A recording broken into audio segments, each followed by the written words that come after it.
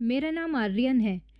मेरी शादी एक ऐसी लड़की से हुई थी जो बहुत ही संस्कारी लड़की थी, जबकि मैं एक ऐसा लड़का था जो बहुत ज़्यादा स्मार्ट और मॉडर्न ख्याल का था।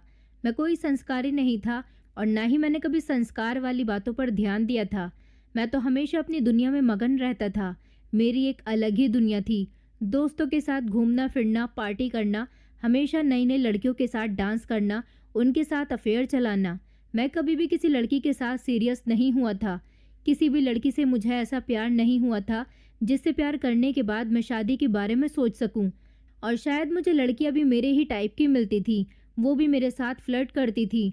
यहाँ तक कि मेरी स्मार्टनेस देखने के बाद मुझसे आसानी से सेट भी हो जाती थी। मैं अपने ऊपर बहुत घमंड करता था। मैं एक नए ज़माने का और नए ख्यालों वाला लड़का था। मगर मेरी फैमिली पुरानी और पुराने ख्यालातों वाली थी। सबसे ज़्यादा पुरानी सोच रखने वाली तो मेरी मम्मी थी, जिन्होंने अपनी आधी ज़िंदगी गांव में रहकर गुजार दी थी। उनकी शादी मेरे पापा के साथ यहाँ शहर में हुई थी। तब जाकर उन्होंने शहर की बातों को एक्सेप्ट किया था। मेरी दादी को भी एक ऐसी ही लड़की की ज़रूरत थी जो संस्कारी हो, सीधी सादी हो और घर के सारे कामकाज जानती हो। मेरी मम्मी बिल्कुल वैसी ही थी।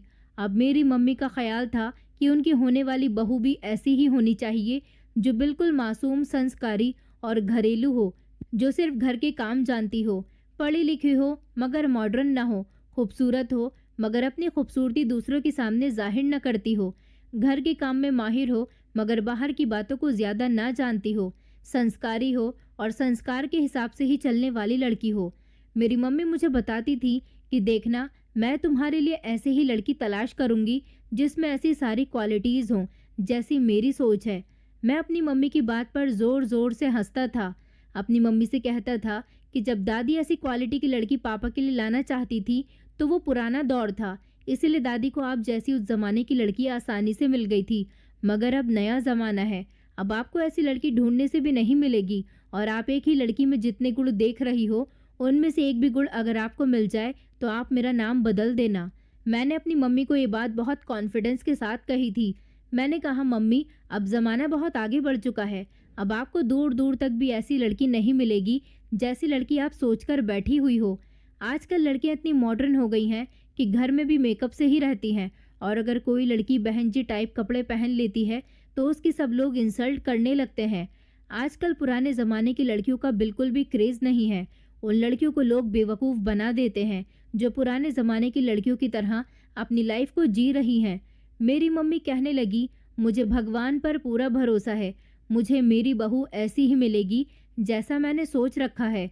तुम नहीं जानते, एक संस्कारी घरेलू लड़की सारी जिंदगी अपने पति को जो सुख देती है वो मॉडर्न लड़की कभी नहीं दे सकती।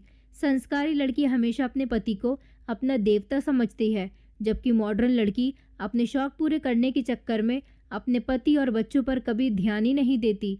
हालांकि वो कभी अपनी गृहस्थी को गृहस्थी ही नहीं समझती। उसकी गृहस्थी तो वही होती है जिस लाइफस्टाइल से वो अपनी ज़िंदगी को जी रही होती है। तुम देखना, मैं तुम्हारे लिए ऐसी लड़की तलाश करके ही रहूंगी।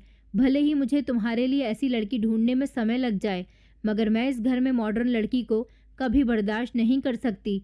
तुम भी सावधान रहना, अगर तुमने किसी ऐसी लड़की से मोहब्बत की तो।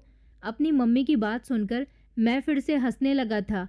मैंने कहा, मम्मी, मैं कभी किसी लड़की के लिए सीरियस नहीं होता, मगर आपसे रिक्वेस्ट करता हूँ मगर मैं आपसे रिक्वेस्ट करता हूँ कि आज के ज़माने के हिसाब से आपको अपनी सोच बदल लेनी चाहिए। मेरी मम्मी कहने लगी, बस तुम चुप रहो। देखो अपनी मम्मी का कमाल, मैं तुम्हारे लिए संस्कारी लड़की ही लेकर आऊँगी जो हमारे घर को अपने कदमों से रोशन बना देगी। फिलहाल तो मैंने अपनी मम्मी के हाँ में हाँ मिला दी थी। मैं उनका इकलौता बेटा था। मेरी एक छोटी बहन भी थी। मेरी मम्मी ने मेरी छोटी बहन को भी बहुत संस्कार दिए थे, जबकि मेरी बहन जिद करके फिर भी घर से बाहर भी जाती थी, और तो और कभी कभी मम्मी से छुपकर स्टाइलिश कपड़े भी पहन लिया करती थी। मम्मी को इस बारे में आज तक नहीं पता था कि उनकी बेटी भी उनके संस्कार के खिलाफ कभी कभी चली जाती है। ये बात सिर्फ मैं जानता था, और इस बात पर मैं अपनी बहन को खूब ब्लैकमेल किया करता था। मुझे अपनी बहन से कोई काम करवाना होता तो मैं उसको डरा देता था कि तुम्हारे फोटोज़ मम्मी को दिखा दूंगा। वो बहुत डर जाती थी और आसानी से मेरा कोई भी काम कर देती थी। मेरी मम्मी थोड़ी स्ट्रिक्ट भी थी, जबकि मेरे पापा ऐसे बिल्कुल भी नहीं थे। हालांकि पापा की भी यही ख्वाहिश थी कि उनके घर में उनकी पत्नी के ही जैसी बहू आनी चाहिए। मेरी मम्मी ने हमारे घर को बहुत अच्छे से संभाला हुआ था। मेरी मम्मी से मेरी दादी भी बहुत खुश थी। मेरी मम्मी अपनी बहू के लिए भी ऐसी ही एक्सपेक्टेशन अपने दिल में सजाए बैठी थी। अब आगे देखना था कि मेरी मम्मी को ऐसी लड़की मिलनी भी है या नहीं। मुझे तो कभी ऐसा लगता ही नहीं था कि मम्मी को ऐसी लड़की मिलेगी भी, क्योंकि इतने सालों से मेरी मुलाकात जितनी भी लड़कियों से हुई थी वो सभी मॉडर्न थी। मैंने अभी तक कोई भी ऐसी संस्कारी लड़की नहीं देखी थी जो मेरी मम्मी की सोच पर उतरती हो। हालांकि मुझे खुद भी मॉडर्न लड़कियां पसंद थी। मैं अपने लिए एक ऐसी स्टाइलिश लड़की को पत्नी बनने के बारे में सोचता था जो मेरे साथ कदम से कदम मिलाकर चले। उसकी सोच बिल्कुल फ्री होनी चाहिए, क्योंकि मैं भी ऐसी ही सोच रखने वाला इंसान था। मगर मेरी मम्मी ने ऐसी लड़की की तलाश कर ही ली थी जैसी उन्होंने सोची हुई थी। मैं इस बात पर हैरान रह गया था कि उनको आखिर इस तरह की लड़की आज के ज़माने में कैसे मिल गई। मेरी मम्मी ने जब मेरे लिए लड़की पसंद की तो मुझे पता चला कि वो लड़की काफ़ी संस्कारी है और कभी घर से बाहर ही नहीं निकलती, यहाँ तक कि उसके सर से तो पल्लू भी नहीं उतरता। तब मैं थोड़ा हिचकिचाहट का शिकार हुआ था कि पता नहीं हमारा कैसे गुजारा होगा, क्योंकि मैं ऐसा बिल्कुल भी नहीं था। मैं तो हमेशा यही सोचता था कि मेरी मम्मी को ऐसी लड़की कभी मिलेगी ही नहीं। मगर मैं ये नहीं जानता था कि उन्हें ऐसी लड़की जल्द ही मिलने वाली है, क्योंकि मेरी मम्मी तो ज़िद पर अड़ गई थी कि मेरी शादी कराएंगी तो ऐसी ही लड़की से करवाएंगी, वरना मेरी शादी करने में देर कर देंगी। अब मैं सोच सोच कर परेशान हो रहा था। मैं सोच रहा था कि मेरी पत्नी के साथ मेरा गुजारा होना बहुत मुश्किल सी बात है। वो भी मेरी मम्मी की तरह मनगढ़ंत बातों पर विश्वास करने वाली लड़की ही होगी और बात बात पर मुझे रोक टोक करेगी। लेकिन घर वालों की मर्जी देखते हुए मैं चुप कर गया था, क्योंकि मेरी मम्मी की खुशी ऐसी ही लड़की में थी। यहाँ तक कि मेरे पापा भी इस रिश्ते से खुश थे। मेरी समझ नहीं आ रहा था कि ऐसा कैसे हो गया। ये सब कुछ इतनी जल्दी जल्दी हो गया था कि मुझे समझने का वक्त भी नहीं मिला था। मेरे घर वाले तो इस लड़की की तारीफ करते करते नहीं ठहर रहे थे। इतनी ज़्यादा तारीफ कर रहे थे कि मुझे उलझन होने लगी थी। उनकी इतना ज़्यादा तारीफ करने पर मैंने सोचा कि लड़की सच में अच्छी ही होगी, तभी तो वो सबको आसानी से पसंद आ गई है। उनकी पसंद को देखते हुए मुझे लगा अब बहुत जल्दी ही मुझे अपनी ज़िंदगी में भी चेंजेस देखने पड़ेंगे, क्योंकि सब मेरी आने वाली पत्नी से बहुत ज़्यादा इम्प्रेस हुए थे, जो कि बहुत संस्कारी थी। तो मुझे ऐसा ही लगा था कि वो इस घर में आने के बाद मेरा भी रूटीन चेंज कर देगी। मैं अब कुछ भी नहीं कर सकता था। इसीलिए मैंने सब कुछ वक्त पर छोड़ दिया था और एक गहरी सांस भरी कि अब जो होगा वो देखा जाएगा। मेरी पत्नी जैसी भी होगी मैं उसे अपनी पसंद के मुताबिक बना ही लूँगा। आखिर मैं मर्द हूँ और उसका पति बन जाऊँगा तो वो मेरे कहने के मुताबिक ही चलेगी। मेरी हर बात मानना उसका फ़र्ज़ होगा। जैसी ही लड़की पसंद आने के बाद कुछ रस्मों की बात आई तो बहुत मुश्किल से लड़की के घर वाले राज़ी हुए थे, क्योंकि उनका कहना था कि वो लोग डायरेक्ट शादी करना चाहते हैं। एंगेजमेंट तक वो लोग नहीं करना चाहते थे। वो अपनी बेटी की जल्द से जल्द शादी कर देना चाहते थे। न जाने उन्हें अपनी बेटी की शादी की इतनी जल्दी क्यों हो रही थी। मेरी मम्मी की तो बहुत ख्वाहिश थी कि वो मेरी शादी खूब धूमधाम से और सारी रस्मों रिवाज के साथ ही करें। आखिर मैं उनका एक ही तो बेटा था, इसलिए वो अपने सारे अरमान पूरे करना चाहती थी। मगर लड़की के घर वालों ने उनका दिल तोड़ दिया था। मुझे अपने घर वालों के मुंह बनते हुए देखकर बहुत हंसी आई थी। लड़की के घर वाले तो बस किसी भी हाल में जल्द से जल्द हमारी शादी को कह रहे थे। मेरी मम्मी ने अभी तक शादी की कोई तैयारी भी नहीं की थी और वो लोग तो इतनी जल्दी मचा रहे थे कि मेरे घर वाले सोच विचार में पड़ गए थे। अब जबकि लड़की उनकी पसंद के मुताबिक थी, इसलिए उन लोगों को लड़की वालों की हर बात माननी पड़ रही थी। मेरी मम्मी का कहना था कि शायद ऐसा रिश्ता उन्हें दोबारा नहीं मिलेगा, इसलिए उन्हें लड़की के घर वालों की हर बात को मानना ही पड़ेगा। फाइनली मेरी शादी 1 महीने के अंदर अंदर हो गई थी। शादी वाले दिन जब मेरी पत्नी को मेरे बराबर में बिठाया गया तो उसने लंबा सा घूंघट काट रखा था। मैंने अपनी पत्नी का चेहरा सिर्फ फ़ोटो में ही देखा था। मेरी पत्नी ने फ़ोटो और वीडियो बनाने से भी इनकार कर दिया था। हालांकि मेरी मम्मी लड़की की इस बात से बहुत खुश हुई थी, मगर मैंने ही कैमरामैन को अपनी शादी की वीडियो और फ़ोटोज़ बनाने के लिए बुलाया था। कैमरामैन भी कहने लगा कि भैया आखिर ऐसे फ़ोटो और वीडियो का क्या फ़ायदा जब दुल्हन का चेहरा ही ना दिखे। इसलिए सिवाय मेरे घर वालों के किसी ने भी मेरी पत्नी का चेहरा नहीं देखा था।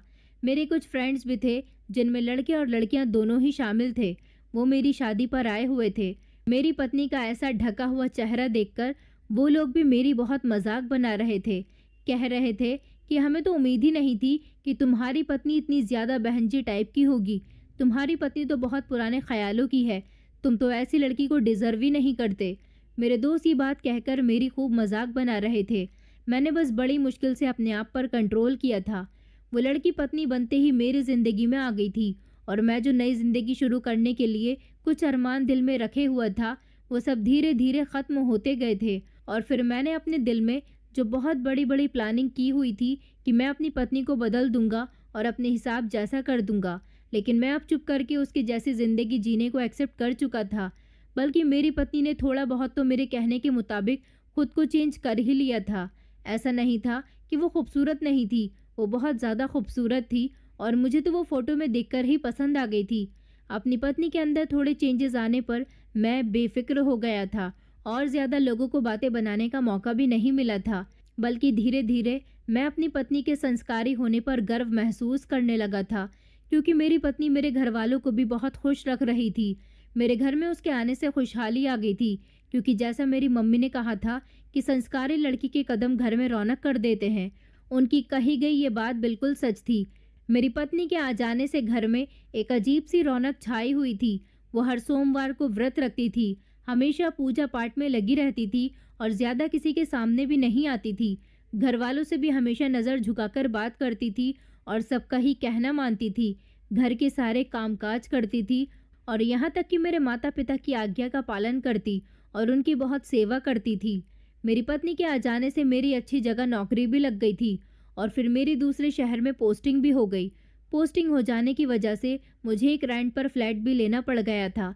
मेरी इस कामयाबी से मेरे घर वाले बहुत खुश हुए थे, क्योंकि उन्हें कभी लगता ही नहीं था कि मैं कभी अपनी एंजॉयमेंट की ज़िंदगी से निकलकर इस तरह से मेहनत करके कामयाब भी हो सकता हूँ। शायद ऐसा मेरी पत्नी की प्रार्थनाओं का नतीजा था।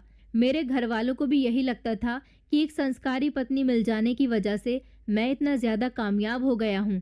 मैं अपनी पत्नी के साथ उस घर में शिफ्ट हो गया था। मुझे लगा था कि शादी के बाद कुछ चेंजेस या फिर थोड़ी बहुत मुश्किल का सामना होगा, लेकिन मेरे साथ तो बिल्कुल उल्टा ही हुआ था। मुझे लगता था कि शादी के बाद मेरी ज़िंदगी तो बहुत बेफिक्र हो गई थी। मेरी ज़िंदगी का एक एक पल सुकून से गुजरने लगा था और ये सब मुझे अपनी संस्कारी पत्नी की वजह से लगता था। मेरी पत्नी हमेशा मेरी कामयाबी और लंबी उम्र की कामना करती थी।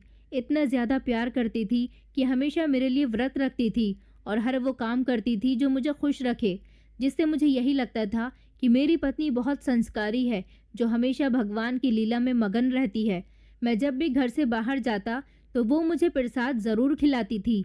इस सब की वजह से मैं अपनी पत्नी से बहुत ज़्यादा इम्प्रेस था कि मेरी पत्नी कितनी अच्छी है और मेरा कितना ख्याल रखती है। हमेशा मेरी लंबी उम्र की कामना करती है ताकि मैं किसी मुश्किल में न फंस जाऊं। जिस जगह मेरा फ्लैट था वहाँ पर बहुत सी पड़ोसियों के घर की औरतें हमारे घर में आने जाने लगी थी। वो सब की सब मेरी पत्नी की बहुत इज्जत करती थी। मेरा तो उनसे बहुत कम सामना होता था, क्योंकि ये सारी ही औरतें मेरे काम पर जाने के बाद ही आती थीं और मेरे आने से पहले ही चली जाती थी। मेरी पत्नी ने मुझे कभी शिकायत का मौका ही नहीं दिया था, जिसकी वजह से मैं जल्दी ही उसकी मोहब्बत में डूबता जा रहा था। मैं अपनी पत्नी की हर बात मानने लगा था।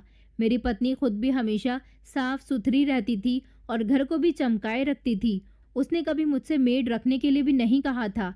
यहाँ तक कि आसपास के सारे ही घरों में मेड ही काम करने के लिए आती थी और ज़्यादा पैसे लेती थी। मैं इस बात पर शुक्र करता था कि मेरी पत्नी बचत करने वाली औरत है और इसके अलावा वो मुझसे अपने खर्चे के लिए भी पैसे नहीं लेती थी। जब मेरा खुद ही मन करता तो मैं उसे थोड़े बहुत पैसे दे दिया करता था। मैं तो खुद को बहुत खुशकिस्मत समझ रहा था और मुझे लगता था कि मेरी पत्नी बहुत अच्छी है। मुझे नहीं पता था कि इस सब के पीछे एक बहुत बड़ा राज है जो मेरी पत्नी मुझसे छुपाए हुए है, और जब ये राज खुलना था तो मैं दंग रह जाना था। मेरी पत्नी इतना नरम और मीठा बोलती थी कि जो भी उसकी बातें सुनता तो उसका फ़ैन हो जाता था। वो हर किसी के साथ कुछ इस तरह से ही पेश आती थी कि सब उसे दोबारा मिलने की चाहत करते थे। मुझसे मिलने वाले भी सारे लोग मेरी पत्नी की तारीफ़ किया करते थे। पहले मुझे लगता था कि अपनी वजह से लोग मुझे बातें सुनाया करेंगे, सबको इसके घर से ना निकलने और लोगों के ना आने से प्रॉब्लम होगी, इस वजह से लोग मेरी मजाक बनाएंगे। लेकिन ऐसा कुछ भी नहीं था। मेरी पत्नी के मिलने से पहले ही सब लोग उसके खिलाफ बातें करते थे और उसके गेटअप को लेकर मजाक किया करते थे, क्योंकि मेरी पत्नी साड़ी पहनने के बाद अपने सर पर लंबा सा घूंघट काट लिया करती थी ताकि उसका चेहरा न देख सकें। लेकिन जब उससे आमने सामने मिलते थे तो फिर उसके खिलाफ कोई भी बात नहीं करते थे, बल्कि तारीफ करना शुरू कर देते थे। मेरी पत्नी फैशनेबल कपड़े भी नहीं पहनती थी, साड़ी या फिर सिंपल सूट ही पहनती थी। शादी से पहले मुझे तो इस बात का भी डर था कि कहीं वो सबको अच्छाई और भलाई का ही पाठ न सिखाए, जिससे सब उससे उलझन महसूस करने लगे और उससे दूर होने लगे, उससे नफरत करने लगे। उसकी ऐसी हरकतों की वजह से मुझे दूसरों के सामने शर्मिंदगी उठानी न पड़े, क्योंकि मैं हमेशा देखता था कि जो लोग खुद बहुत अच्छे होते हैं वो दूसरों को भी ऐसे ही एडवाइस देते हैं ताकि सबको सीधे रास्ते पर ले जा सकें, जिससे बहुत से लोग ऐसे लोगों से दूरी बनाने लगते हैं। लेकिन ऐसा तो कुछ भी नहीं हुआ था। उसने अपनी किसी भी बात या हरकत से मुझे शर्मिंदा होने नहीं दिया था और ना ही उसने कभी अपने मुंह से किसी को अपने जैसा बनने के लिए कहा था। वो बस शायद अपने ऊपर ही यकीन रखती थी कि वो खुद इतनी अच्छी हो जाए कि लोग उसे देखकर इम्प्रेस हों। मैं तो अपनी पत्नी के आने से उसका शुक्रगुजार होने लगा था, क्योंकि मेरी ज़िंदगी पहले से ज़्यादा सुकून से कटने लगी थी। शायद अय्याशी भरी ज़िंदगी में मेरे दिल को वो सुकून नहीं था जो अब पत्नी के आ जाने के बाद मिल रहा था।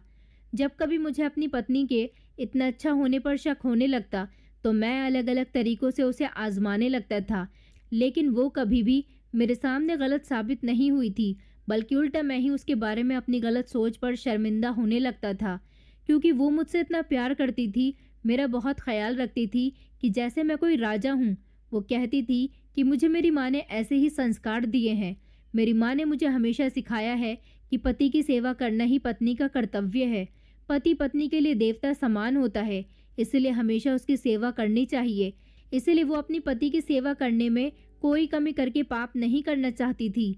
एक दिन मैं अपने दोस्त के साथ शॉपिंग करने गया तो ना जाने मेरे दिमाग में ऐसी क्या बात आई कि मैं अपनी पत्नी के लिए मॉडर्न ड्रेस ले आया।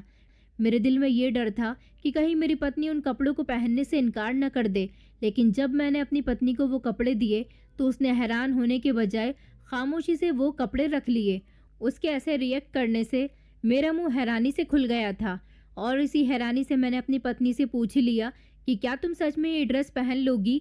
तुम्हें ये कपड़े बुरे तो नहीं लगेंगे? क्योंकि ये ड्रेस काफ़ी छोटी है। क्या तुम्हें मेरा ये ड्रेस देना बिल्कुल भी बुरा तो नहीं लगा?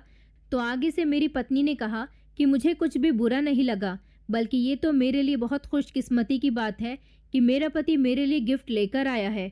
बल्कि मैं इस ड्रेस को पहन भी लूँगी, सिर्फ आपके लिए और आपके ही सामने, और कहीं जाने के लिए वो मैं ये ड्रेस नहीं पहनूंगी। अपनी पत्नी की बात सुनकर मैं हैरान हुआ था। मैं चाहता था कि मेरी पत्नी ये ड्रेस पहनकर सबके सामने जाए, क्योंकि अगर वो अच्छा होने का नाटक करती है तो उसका ये नाटक खत्म हो जाए। मुझे ऐसा करना भी अच्छा नहीं लग रहा था, मगर मेरे लिए ऐसा करना ज़रूरी था और शायद अपनी पत्नी को आजमाने की एक छोटी सी कोशिश भी थी। लेकिन अपनी पत्नी की बात सुनते ही मेरे अंदर की भी बेचैनी खत्म हो गई थी, क्योंकि मैं भी नहीं चाहता था कि वो ये वाले कपड़े पहने। मेरी पत्नी जिस तरह के कपड़े पहनती थी, मैं उसको ऐसे कपड़े पहनते हुए देखने का आदी हो गया था। ऐसे कपड़ों में वो सबसे अलग दिखाई देती थी, जबकि सभी उसकी तरफ अट्रैक्ट हो जाया करते थे। शायद मुझे अपने रिश्तेदारों के मुंह से अपने लिए तारीफ सुनने की आदत हो गई थी, क्योंकि सभी मेरी पत्नी को देखकर कहते थे कि तुम्हारी पत्नी बहुत अच्छी है। मुझे ऐसा लगता था कि सब मेरी पत्नी की नहीं बल्कि मेरी ही तारीफ कर रहे हैं, और वो लम्हा मुझे अच्छा लगने लगा था जब लोग मेरी पत्नी से मिलने से पहले उसकी मजाक उड़ाते और मिलने के बाद उसकी तारीफ किया करते थे। मेरी ज़िंदगी में शादी के बाद भी जिम्मेदारियों का ज़्यादा बोझ नहीं बढ़ा। शादी के बाद अभी तक बच्चे भी नहीं हुए थे कि मैं अपने बच्चों के साथ बिजी हो जाता, और जिम्मेदारियां भी तो बच्चों की ही होती हैं। और दूसरा, मेरी पत्नी तो बहुत ही सीधी और मासूम औरत थी, जिसने कभी मुझसे कोई शिकवा शिकायत नहीं की थी, बल्कि वो घर की छोटी से छोटी परेशानी को मुझ तक पहुंचने से पहले ही सॉल्व कर दिया करती थी। इसका असर ये हुआ था कि धीरे धीरे बाहर की दुनिया में बिजी होने लगा था। शादी के कुछ दिनों बाद तो मैं घर में ही रहा था, और कुछ मेरी नई नई पत्नी थी। मुझे उससे बातें करना बहुत पसंद था। एक दूसरे के बारे में जानते जानते हमें समय गुजरने का पता ही नहीं चला।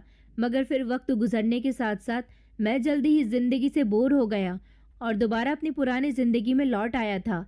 अब तो मैं जो मर्जी चाहे कर सकता हूँ, क्योंकि अब इस बात का भी डर नहीं था कि मैं ये क्या करता फिर रहा हूँ। कोई मेरी हरकतें देखकर अपनी बेटी मुझे देगा भी या नहीं, ये वाली टेंशन मेरे दिमाग से ख़त्म हो चुकी थी, क्योंकि अब मेरी शादी हो चुकी थी। एक पत्नी जो कि बहुत अच्छी थी और घर में मौजूद थी, जो घर को अच्छे से संभाले हुए भी थी। तो मेरे कुंवारे लड़कों की तरह ज़िंदगी गुजारने में अब कोई भी रोक टोक नहीं थी। मैं पहले जैसा बन गया था, तो मेरा घर से ध्यान पूरी तरह से हट गया था और उसके साथ ही मैं पहले जो घर में थोड़ा बहुत ध्यान दिया करता था, वो भी अब मैंने धीरे धीरे बंद कर दिया था। जिससे ये हुआ था कि अब धीरे धीरे मेरी पत्नी और मेरे बीच दूरियां बढ़ने लगी थी। लेकिन इसके बावजूद भी जो मैंने पहले ही दिन से अपनी पत्नी को घर से कहीं आते जाते नहीं देखा था, इस चीज़ में रत्ती भर भी फर्क नहीं आया था। वो अभी तक घर से बाहर नहीं निकलती थी। उसने एक दिन मुझे अपने मायके जाने की परमिशन मांगी, तो मैंने उसे फ़ौरन ही परमिशन दे दी थी, जिस पर वो बहुत ज़्यादा खुश हो गई थी। अगले दिन सुबह ही मुझे नाश्ता देने के बाद वो तैयार हो गई थी, तो मैं अपने ऑफिस जाते हुए उसे उसके मायके छोड़ता चला गया। फिर उसके बाद हमेशा यही होने लगा कि मेरी पत्नी सुबह कभी अपने मायके जाने के लिए, तो कभी अपने किसी रिश्तेदार के यहाँ जाने के लिए मेरे साथ ही निकल पड़ती थी और शाम को मेरे आने से पहले वो घर आ जाया करती थी। शादी के बाद वो अपने मायके बहुत कम गई थी, इसलिए मुझे लगा कि वो अब जल्दी जल्दी अपने मायके वालों से मिलने के लिए जाती रहती है। और कुछ मुझे आइडिया हो गया था कि मेरे बिहेवियर की वजह से वो बेचारी अकेली सारा दिन घर में कैसे गुजारती होगी। इसीलिए अकेलेपन से बचने के लिए उसने ये तरीका अपनाया था। घर में वो ऐसे रहने लगी थी जैसे बहुत ज़्यादा उदास रहने लगी हो। इस पर तो उसे अपने मायके जाने का ही फैसला ठीक लगा होगा, ताकि वो अपनी फैमिली के साथ वहाँ पर अच्छा समय गुजार सके। वो जिस दिन अपने मायके से वापस आती, उस दिन बहुत खुश लगती थी। उसने बिना मुझे गुस्सा दिखाए मेरे बुरे बिहेवियर के बारे में खुद ही सॉल्यूशन निकाल लिया था। इस बात से उसकी अच्छाइयाँ साफ नज़र आने लगी थी। धीरे धीरे मेरा जैसा ही ये रूटीन बना, तो मेरे घर वालों ने बातें बनाना शुरू कर दी थी। मेरी मम्मी को भी इस बात का बुरा लगने लगा था कि मेरी पत्नी हर रोज़ घर से बाहर क्यों जाने लगी है। उनका कहना था कि चलो तुम तो ऑफिस जाते हो, लेकिन तुम्हारी पत्नी को तो घर में ही रहना चाहिए, जबकि वो खुद भी घर का कामकाज छोड़कर घूमने फिरने के लिए निकल जाती है, ताकि कोई मेरा रिश्तेदार हमारे फ्लैट में ना आ जाए। वो किसी की भी सेवा करने से अपनी जान छुड़वाना चाहती है। कामचोर होने की वजह से जिस दिन से वो इस फ्लैट में आई थी, उस दिन से उसने एक बार भी मेरी फैमिली को खाने पर इनवाइट नहीं किया था और ना ही उसने खुद मेरे घर जाने की जिद की थी। मगर मैंने अपनी फैमिली की एक नहीं सुनी थी और ना ही अपनी पत्नी से कुछ कहा था, जिस पर मेरे मम्मी पापा मुझसे नाराज़ तो बहुत हुए थे। मुझे पत्नी का गुलाम बनने के ताने भी दिए गए थे, लेकिन मैंने ज़्यादा ध्यान नहीं दिया था। मुझे तो अपनी आराम वाली ज़िंदगी बहुत प्यारी हो चुकी थी और मैं उस टाइम से डरता था कि कहीं मैं अपनी पत्नी से कुछ गुस्से में कह न दूं और वो मेरी बात का जवाब न मांग ले कि अगर वो अपने मायके जाती है तो मैं कौन सा अपने फ्री टाइम में घर में बैठकर घर के मैटर्स या उसकी बातें सुनता हूँ। एक बल की छुट्टी वाले दिन भी मैं ज़्यादातर मोबाइल में ही बिजी रहता था। मैं एक दो बार अपनी पत्नी के साथ उसके मायके भी गया था, लेकिन कुछ देर के अलावा ज़्यादा देर तक नहीं रुक सका था, क्योंकि वो लोग मेरी पत्नी के जैसे ही थे। हर बार मुझे संस्कार की बातों का ही ध्यान दिया करते थे। इन्हीं बातों की वजह से मैं ज़्यादा देर तक वहाँ पर नहीं रुक पाता था और फिर मैंने अपनी ससुराल जाना बिल्कुल ही ख़त्म कर दिया था। इसके बावजूद भी मेरी पत्नी ने मुझसे कभी कुछ नहीं कहा और ना ही कभी उसके मायके वालों की तरफ से कोई शिकायत आई थी। तो अब जब मेरे घर वालों को मेरी पत्नी से प्रॉब्लम हुई, तो मुझे डर था कि कहीं मेरी पत्नी गुस्से में आकर मुझे कुछ कह न दे, क्योंकि मुझे तो उसके घर जाना पसंद ही नहीं है और उससे उम्मीद की जा रही है कि वो हर हफ्ते मेरे घर पर जाया करे। मेरा घर और मेरे पेरेंट्स का घर 1 घंटे की दूरी पर था। कार से हम लोगों को 1 घंटा लगता था और वहीं पर थोड़ी ही दूरी पर मेरी पत्नी का मायका भी था। सबसे ज़्यादा शिकायत मेरी मम्मी को इस बात की होती थी कि तुम और तुम्हारी पत्नी अपनी ससुराल आते हो, मगर तुम्हारी पत्नी या तुमसे इतना नहीं होता कि यहाँ आकर हम लोगों से भी मिल लिया करो। मैंने अपनी पत्नी को अपने घर वालों की किसी भी बात के बारे में कुछ नहीं बताया, लेकिन फिर भी उसके कानों तक कोई ना कोई बात पहुंच ही जाती थी। तब वो होती तो मैं उसे तसल्ली दे दिया करता था कि लोग तो बातें करते ही हैं, अगर खुद को खुश रखना है तो लोगों की बातों को इग्नोर करना होगा। एक दिन मैं ऑफिस से कुछ ज़्यादा ही जल्दी घर आ गया था, क्योंकि मुझे अपनी तबीयत कुछ ठीक नहीं लग रही थी। अभी मुझे घर आए थोड़ी ही देर हुई थी कि मेरी पत्नी भी घर के अंदर आ गई। मैंने देखा कि मेरी पत्नी के हाथ में वही ड्रेस वाला शॉपर है जो मैंने उसे लाकर दी थी। मुझे कुछ समझ नहीं आया कि वो इसे कहाँ लेकर गई थी। मुझे पहले से ही घर में देखकर वो कुछ परेशान सी हो गई थी। मैंने इस शॉपर के बारे में उससे पूछा।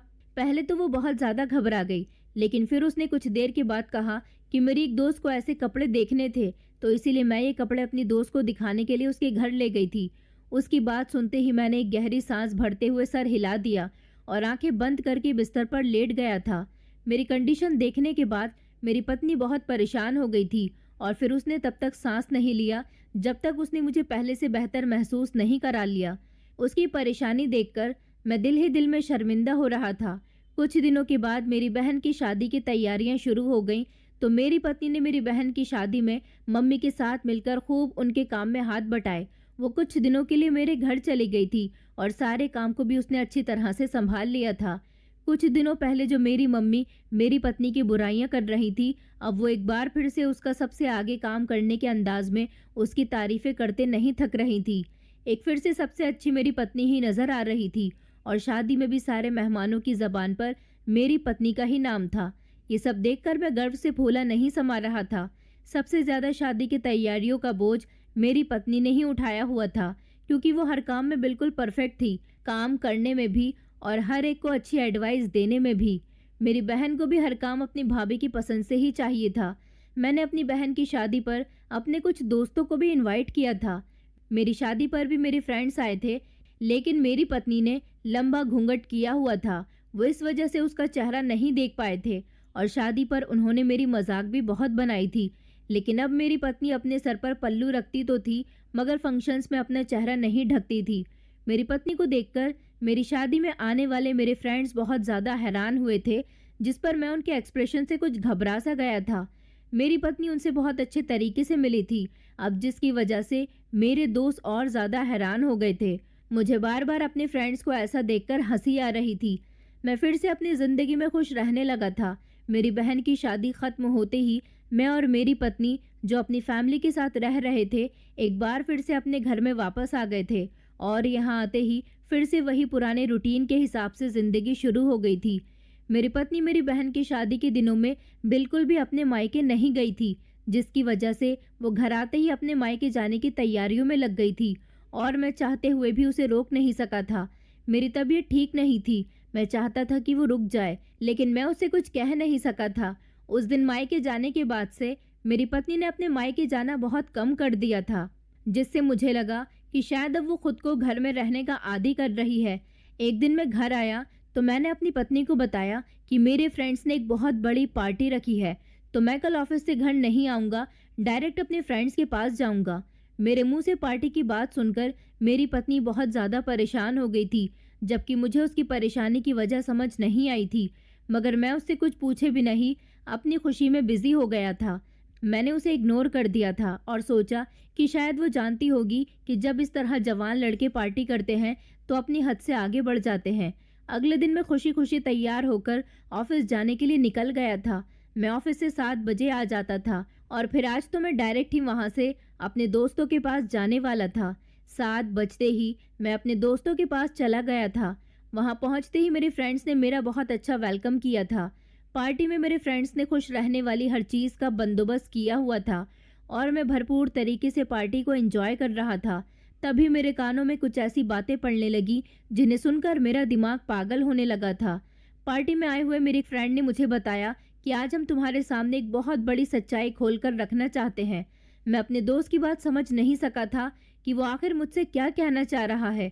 मैंने अपने दोस्त से उसकी बात का मतलब पूछा तो वो कहने लगा कि तुम्हारी पत्नी अच्छी औरत नहीं है।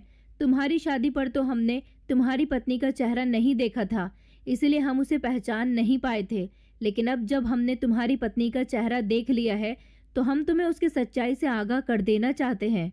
मेरे फ्रेंड्स कहने लगे, आधे घंटे बाद तुम्हारे सामने सारी सच्चाई खुलकर आ जाएगी। मेरे दोस्तों ने मुझे सोफे के पीछे बैठने के लिए कहा था और कहा था कि यहाँ बैठ जाओ, थोड़ी देर के बाद तुम्हें यहीं से ही बैठे बैठे सब कुछ नज़र आ जाएगा। मैं अपने दोस्त के कहने के मुताबिक सोफे के पीछे बैठ गया था। सोफे के पीछे बैठने के बाद मैं उन लोगों को दिखाई नहीं दे रहा था, जबकि उन लोगों को मैं अच्छी तरह से देख सकता था। वो लोग ड्रिंक कर रहे थे और गाने बजाकर खूब डांस कर रहे थे। ये मेरे दोस्त का घर था और आज उसकी सक्सेस पार्टी थी, जिसमें उसने हम सारे ही फ्रेंड्स को बुलाया था। अब मुझे आधा घंटा होने का इंतज़ार था, लेकिन जैसे ही आधा घंटा पूरा हो गया तो मेरे फ्रेंड के घर पर 1-2 लड़की आई थी। उनमें से एक लड़की को देखकर तो मेरे होश उड़ गए थे, क्योंकि इनमें से एक जो लड़की वहाँ पर आई थी वो कोई और नहीं बल्कि मेरी ही पत्नी थी और मेरी पत्नी ने वही ड्रेस पहनी हुई थी जो मैंने उसे लाकर दी थी।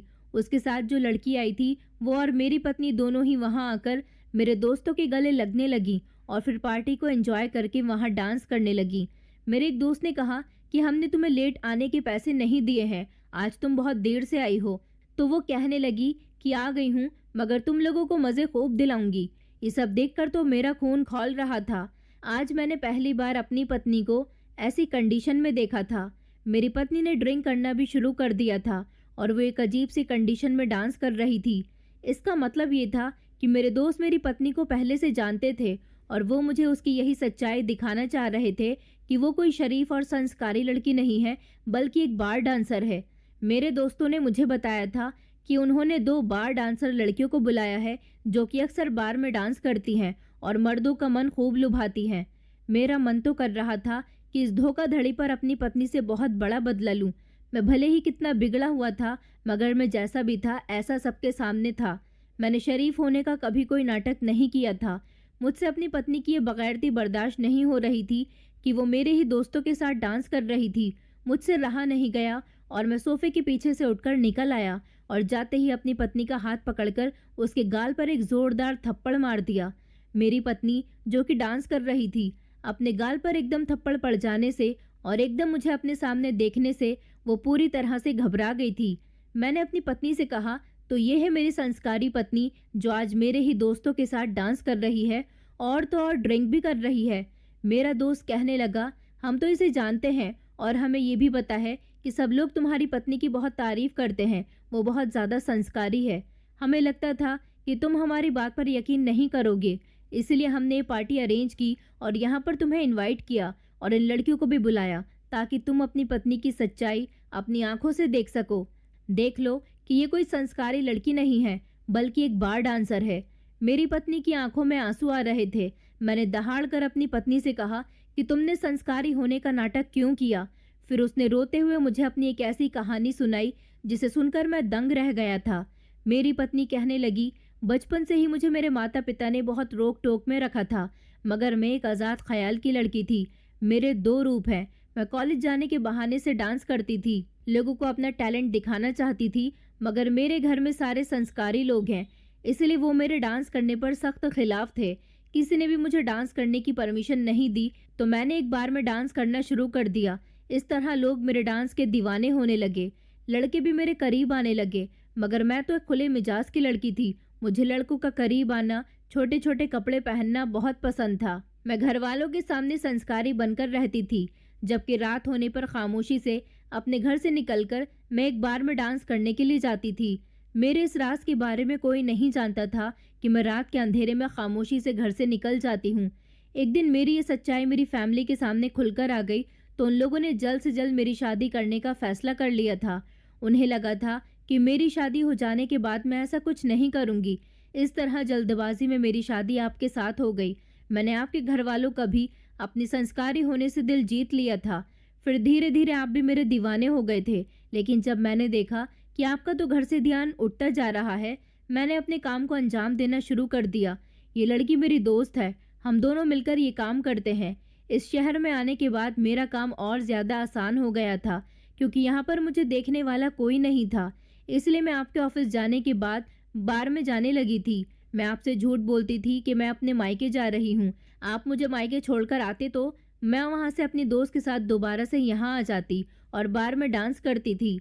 मैं अपनी मर्जी के मुताबिक ज़िंदगी जीना चाहती थी, मगर शादी से पहले मेरे घर वालों ने मुझे ऐसी ज़िंदगी जीने नहीं दिया, तो मैंने उनसे छुपकर ऐसी ज़िंदगी जीने का फ़ैसला कर लिया।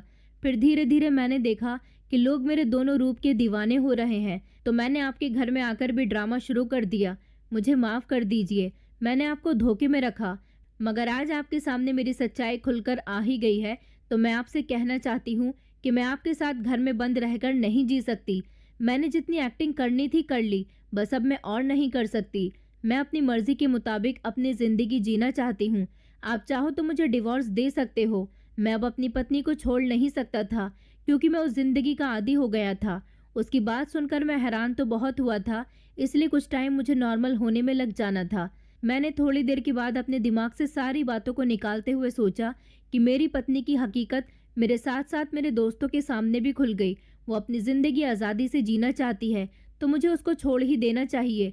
मेरी आज अपने फ्रेंड के सामने भी बहुत इंसल्ट हुई थी, इसलिए मैंने अपनी पत्नी के कहने के मुताबिक उसे डाइवोर्स दे दी थी। उसे उसकी ज़िंदगी जीने के लिए छोड़ दिया था। अब वो अपनी ज़िंदगी अपने मुताबिक ही जी रही है। वैसे भी किसी की ज़िंदगी पर हमारा कोई हक नहीं होता। हर इंसान को अपनी ज़िंदगी अपने मुताबिक गुजारनी चाहिए। शायद मेरी पत्नी अभी भी बार डांसर ही है। उस दिन के बाद से मैंने अपनी पत्नी की कभी कोई खबर नहीं ली। वो मेरे घर से अपना सारा सामान लेकर जा चुकी थी। हम दोनों की फैमिली को भी हमारे डाइवोर्स के बारे में पता चल गया था। सुना था कि मेरी पत्नी की फैमिली ने उससे सारे संबंध ख़त्म कर दिए और मेरी फैमिली का भी कहना था कि अच्छा हुआ तुमने उस लड़की को डिवोर्स दे दी, क्योंकि वो तुम्हारे लायक नहीं थी। लेकिन आज मुझे बहुत अफसोस होता है कि वो मेरे ही लायक थी। मैं भी शादी से पहले बहुत बिगड़ा हुआ लड़का था। शायद इसीलिए मुझे ऐसी लड़की मिली थी। पर जो भी था, मैंने अभी तक दूसरी शादी नहीं की है। अभी मैं अपनी लाइफ एंजॉय कर रहा हूँ। मैं अपनी पत्नी को छोड़ने के बाद कोई अफसोस में नहीं हूँ, बल्कि खुशी खुशी अपने बिजनेस पर ध्यान दे रहा हूँ और अपनी लाइफ को एंजॉय कर रहा हूँ। दोस्तों, उम्मीद करती हूँ आपको हमारी कहानी पसंद आई होगी। कहानी पसंद आई है तो वीडियो को लाइक करें, चैनल पर नए हैं तो चैनल को सब्सक्राइब करें और हाँ, नोटिफिकेशन बेल को ज़रूर दबाएं ताकि अगली अपडेट सबसे पहले आपको मिले।